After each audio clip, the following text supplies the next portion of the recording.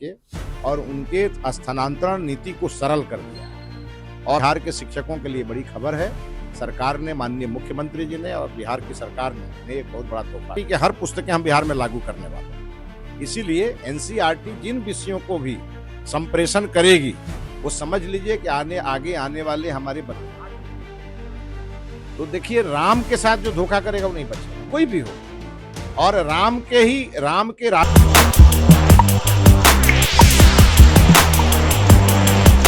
बिहार के शिक्षकों के लिए बिहार के शिक्षा मंत्री मिथिलेश तिवारी ने एक बार फिर से बहुत बड़ी खुशखबरी दे दी है।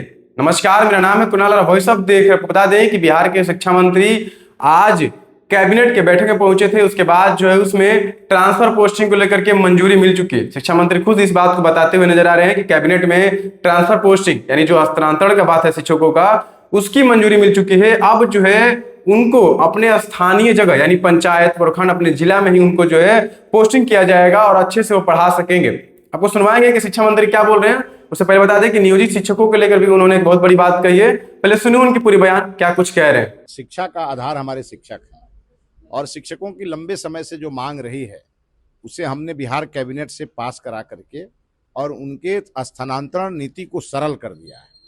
और स्थानांतरण पोर्टल के माध्यम से होंगे, उन्हें कहीं जाने की जरूरत नहीं है।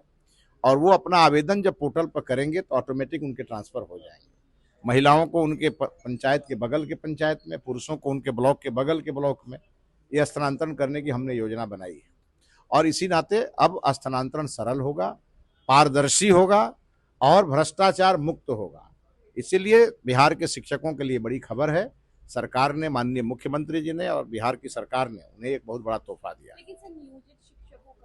नियोजित शिक्षकों की नियमावली अलग है, जहां उनकी नियोजन इकाई है उन्हीं को अधिकार है उनके ट्रांसफर की, और उसको लेकर के आगे हम उसको लेकर के एक गाइडलाइन भी जारी करेंगे। एनसीईआरटी है, जिस तरीके से एनसीईआरटी अपने नई कक्षा में 9th में वो जिस तरीके चुनाव आयोग की प्रशंसा की और कहा कि चुनावी प्रक्रिया में जिस तरीके से बच्चों को जानकारी देने, देखिए नई शिक्षा नीति बहुत ही प्रभावी है और नई शिक्षा नीति का पूरा आधार एनसीईआरटी है और एनसीईआरटी के हर पुस्तकें हम बिहार में लागू करने वाले हैं। इसीलिए एनसीईआरटी जिन विषयों को भी संप्रेषण करेगी वो समझ लीजिए कि आगे आने वाले हमारे बच्चों के भविष्य के लिए आवश्यक होगी। चुनाव आयोग की पारदर्शी भूमिका को उन्होंने समाहित किया है, ये बहुत ही स्वागत योग्य है। मंदिर चोरी में जिस तरीके से दान विवाद में उसमें एफआईआर दर्ज की गई और 8 लोग को त्वरित गिरफ्तार किया। तो देखिए राम के साथ जो धोखा करेगा वो नहीं बचेगा, कोई भी हो। और राम के रास्ते चलने वाली ही सरकार वहां बैठी है, तो उस पर कार्रवाई होगी और अगर ऐसी कोई गड़बड़ी किसी ने किया होगा वो बचेगा नहीं। सर बिहार में भी कोचिंग पर कुछ कार्रवाई, वैसे जो सुरक्षा मानकों का पालन नहीं कर रहे, कोचिंग नियमावली हम लाएंगे, उसी में सारा रास्ता निकल जाएगा और उनके लिए पूरी तरह से एक गाइडलाइन होगी जिस पे उन्हें चलना होगा। तो सुना आपने, उन्होंने साफ तौर पे कहा है कि ट्रांसफर पोस्टिंग को लेकर के कैबिनेट से मंजूरी मिल चुकी है। अब जो है बस उनका डेट आना बाकी है कि कब से फॉर्म भरा जाएगा और कब से ट्रांसफर पोस्टिंग स्टार्ट की जाएगी। बता दें कि इसकी भी जानकारी बहुत जल्द मिलेगी कि आखिर कब तक जो है ट्रांसफर पोस्टिंग होगा। बता दें कि जो शिक्षक अपने घर से 200 किलोमीटर दूर, 250 किलोमीटर दूर, कोई तो 400 किलोमीटर दूर भी जाके पढ़ाते थे, उनके लिए अब जो है सुविधा मिल चुकी है। और बिहार सरकार और बिहार के शिक्षा मंत्री ने सोच लिया है कि उनको अपने पंचायत में ही हम भेजेंगे क्योंकि वो अच्छे से पढ़ा सकेंगे। तब देखना होगा ये कब तक होते हैं। फिलहाल ये खबर बहुत दिनों से चल रही थी कि आखिर कब होगा ट्रांसफर पोस्टिंग, कब होगा ट्रांसफर पोस्टिंग, कब होगा।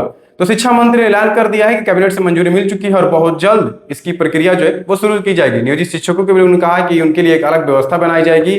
और भरत तिवारी एनकाउंटर मामले को भी उन्होंने किस तरह से कहा कि जो भी इसमें दोषी होंगे उनको जो है वो सजा मिलेगी। बहुत बहुत धन्यवाद। चैनल को सब्सक्राइब करें, सच को लाइक करें।